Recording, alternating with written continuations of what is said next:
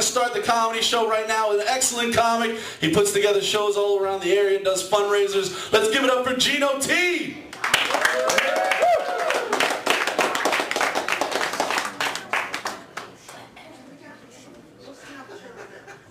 I don't know if I should touch the mic after that opening. I don't need beaver fever. However, if there's anybody here in the audience named Rose, we can act out the Titanic over here. I can give you a ring and hold on and go drown myself. Anyway, my name is Gino T. I'm the original Guido from the Jersey Shore, and not that stupid shit show that we were just talking about. I'm an actual Italian that lives at the Jersey Shore. I have no abs, as you can see, and I'm not orange. The only thing that can make that possibly could make that show any more talentless is if they named it Paris Hilton Goes to the Jersey Shore. But you want to know something that burns my ass? A flame about this high. I see these shows and it's a reality show, but yet it's scripted, which makes no sense to me. And if you're going to do something in Seaside and down that way and with Guidos, and you know what? Do it the right way. I don't know how old you guys are here. I know some of these guys over here, this guy's turned up a hearing aid over here, and you guys in the back are a little younger, and then the younger ones are in the back so they can hear. But back in 1987 is when it really happened at the Jersey Shore in Seaside, when you saw a white Trans Am cruising down with white louvers, gold rims, two guys in the front that looked like they just knocked over a chess king, reeking of Paco Rabanne and, you know, Drakkar, picking up women. Right, out the tea roofs. That was the Jersey Shore. How do I know? I was one of them, okay? I had the Mr. T starter kit going. I knew all the songs, Stevie B, you know, the Cover Girls, Expose. We had all that stuff going, and we picked up all women. You know who we picked up? The stupid bitches from Staten Island that are on the Jersey Shore right now. And it was real simple, you know, you could trick them very easy with like a Jedi mind trick. You know, you're talking to them and you get a conversation going, next thing you know, you're like, yeah, something in a hot tub. Did you say something about a hot tub? I thought you said something about, I have a hot tub. Why don't we all go back to my hot tub? Next thing you know, you're in the hot tub. It was that simple. Or they didn't want to be like going back to your house by themselves with you. They felt like more comfortable with other people. So you just say, hey, well, no, don't worry, there'll be others there. Me and you and me, all four of us, we'll go back, and it'll be a very good time. I promise, we'll have a lot of fun. Oh, okay. You know, it was that easy. Anybody married here? You ain't married people? Yeah, don't be that excited. Happily married? Yeah, happily married. Happily married, they're tough to find. It's like trying to find a pro athlete that hasn't banged Kim Kardashian yet. But I'm married and it's going on 6 years. Coming up in October. Give it up. I didn't think I was going to make it past the first one. Pretty crazy, right? But married people have wives that have friends, and friends talk to them and then they kind of fuck it up because all their problems become your issues. Let me explain. My wife has a friend at work who likes to gab, get in her ear. And now, every time I leave the house, I am questioned as to where you're going, how long you're going to be. I get the 21 question salute on the way out. All because her friend, who can't handle her relationship, had an episode where her husband was cheating on her and she caught him. Let me explain. Let the husband out for happy hour, she says. I let him out for happy hour. Like he's a bird in a cage. Let him out for happy hour, and he never came back. Never answered a call, never answered or returned a text. 4 in the morning, she comes downstairs and hears a noise out in the backyard. He's banging someone he picked up at the bar in their hot tub. Now, as my wife's telling me this, part of my emotional side of my brain says, wow, that was really horrible. I'm so sorry to hear that. And then the bachelor end of my brain that still has a few gray matter cells up there said, that is just fucking awesome. She says to me, she goes, you're not going to, you would never do something like that. I said, no, come on. I just emptied the hot tub to clean it, and I gotta have to refill it and everything, but one more question and I will fill it. Turn off my cell phone and I'll see you around 6 a.m. But yeah, marriage is a full-time chore, and for some of you, you realize what it's like after you get married. You think you're gonna be getting sex all the time, and that slows down. You have kids and you have pets. And then you're lucky if your finger goes through the toilet paper once in a while, because that might be the only piece of ass you get.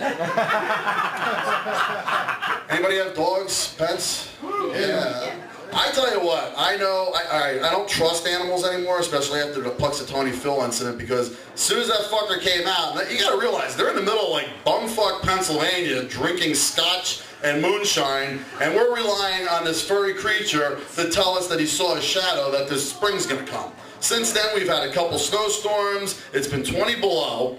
All right, I don't know whether to trust the blonde bimbo with the big tits on the TV telling me the weather or a small furry animal. But either way, I'm going to drink heavily before I watch it. But no, marriage is tough, and you know, one of the things that's tough about it is keeping it real, keeping things going. Anybody ever try role playing? This genius got into my wife's ear about that too, and unfortunately, it came back to me.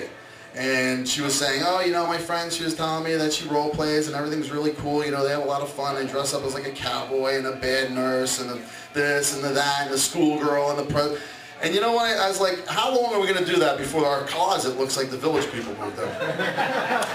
So one night she got me and she says, all right, let's do this. And I said, all right, fine. There's one condition. I want to be whoever I want. She goes, all right, fine. So I said, all right, we're going to have fun with this.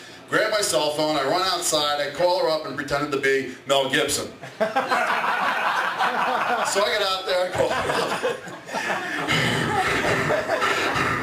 You fucking bitch. I told you to meet me at the jacuzzi.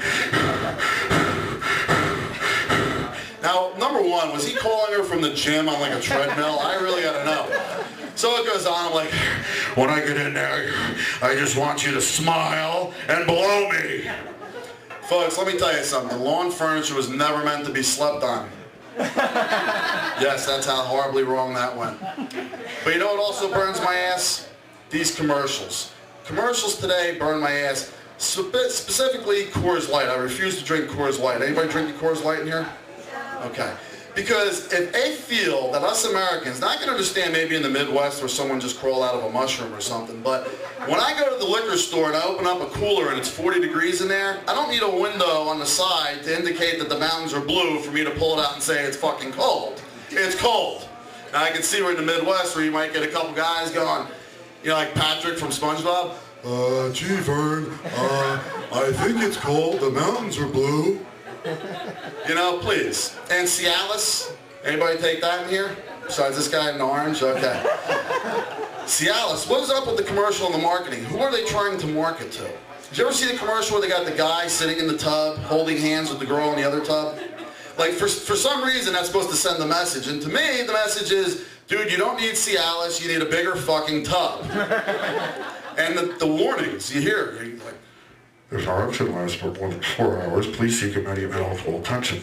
Now, I don't know about you, but I have one wife, so the other 3 hours and 57 minutes, I'm going to be pretty fucking bored. And God help me if a fight breaks out prior. You know what I'm saying? A little rough. God. Anyway, but yeah, getting back to the weather, I'm enjoying the cold weather, and I do have dogs. The only problem was with the snow. We had the snow for so long, and I felt so bad for my dogs. I mean, it got to a point where I looked out into my backyard, and it looked like a Gotta Have It vanilla cone from Cold Stone with like the chocolate Oreos sprinkled into it. And the stuff stuck to the snow, so you really couldn't pick the shit up. Now, I do appreciate when it is cold because it's a lot easier picking up shit like that than it is when it's hot and beating down in the sun during the summer for like 90 degrees for 8 hours. And you stick your hand in, you know, in the bag and you pick it up, and it's like that reaction you get when you put your hand in a brand new pair of pants. They came out of the dryer and had a chocolate bar in it. You know what I'm saying? Brutal. You know what else kills me and burns my ass? Besides these guys having a conversation over who's going to sit next to that. Right, okay, there you go. Good job, okay. It's okay, I'm with you, I'm with you. But you know what else burns my ass? Let me tell you something. People, now where was I going with this? Drugs. No, what I'm a little tired of and what burns my ass is people being politically correct today. You know, is it a little too much? Everybody's so offended by certain things, and everybody. Remember when All in the Family was on? Remember when shows like that were on, Mel's Diner and those things, and Cosby Kids and all that? You know, things are so different. Now everybody's so worried about hurting people's feelings. I was affected by this. I went into a Starbucks the other day and I ordered a Grande Presidente. You know what that is? Politically correct version of ordering a large black coffee. This will kick in soon, don't worry. He's already on to it over here. I think think we have other things to worry about, though, like terrorism. Can we agree on that? Terrorism? Yeah. Let's focus on that for a minute. Number one, if I was president, what I would do is I would go out into the desert and build something that would congregate all of the scumbags and dirtbags of the earth. Say like a Walmart. Guaranteed to pull them all into one place at one time, and you can make it, appropriate to them. You could have like the Nike Kaboom 2, just light it, could be the slogan. They could put that in there. Turbans on sale, $10, half off. We could do something like that. We could stop terrorism. But the politically correct stuff, it just kills me, and I'm a little bit tired of it. I know he is, I know you are, I know we all are. Terrorism is something we need to focus on. Now, let's get off the politically correct stuff. One more thing. Nah, we're not going to do that. Let's get off the politically correct stuff, okay? You guys good with that? You guys don't want to hear a bunch of political humor, right? Okay, I got a good one for you. There's these two gay guys fucking a dead alligator in the back of a bus. Now, don't think for a moment I have anything, against alligators or anything like that. Nor do I have anything against gay people. Now, for some reason, we seem to have a focus on gay people, and that's like a big thing. And out in California with Prop 8 and everything, right?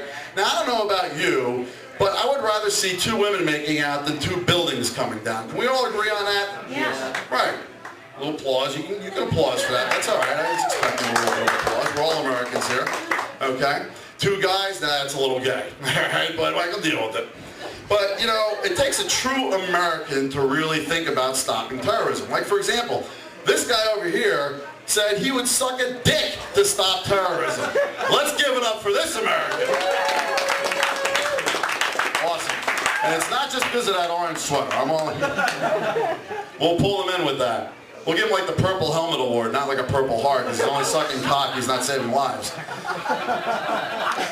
But, did you have a question, or do you know how to suck cock? I mean, you ask him after the show.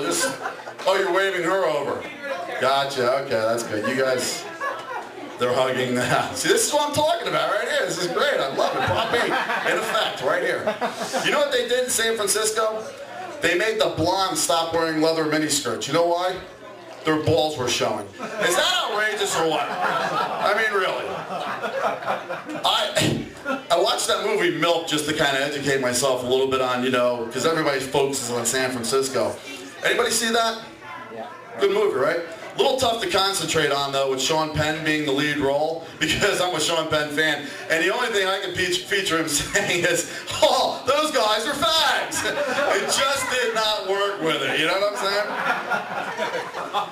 So I'm going to close with this. One. I'm getting the high sign. And I don't even know what I've been up here. I thought I had 2 hours with these people. So I have a daughter now, and she's getting ready to do the dating thing. She's 3.5, and let me explain. We were at an outlet mall and near our house last summer, and it was very scary because they had the little kiosks with the rides in them. Where you put the dollar in and stuff. So my daughter wanted to ride in a helicopter. She goes into the helicopter. My wife puts the dollar in. Next thing you know, as soon as it starts up, this little kid comes running over and jumps into the helicopter, and scared the hell out of her first. Then it was kind of cute. We're laughing and stuff. So the ride's over. My daughter gets out, now she's got to ride in the Snoopy car. Goes over, gets into the Snoopy car, wife puts the dollar in, starts going. The same kid runs over and jumps in. At this point, I'm like, wow, it's cute, or their parents are cheap. So we leave after the thing is over, we're out of money, and my wife's looking at me because I got this face on. She's like, what's wrong? What's wrong? I was like, I don't know. In my mind, that was kind of like a date. She's like, what are you talking about? I was like, our daughter just got picked up on a playground, and she paid. What's next? Mark Sanchez is going to pull up to my door? Thank you, guys. You've been great. I'm Gino T.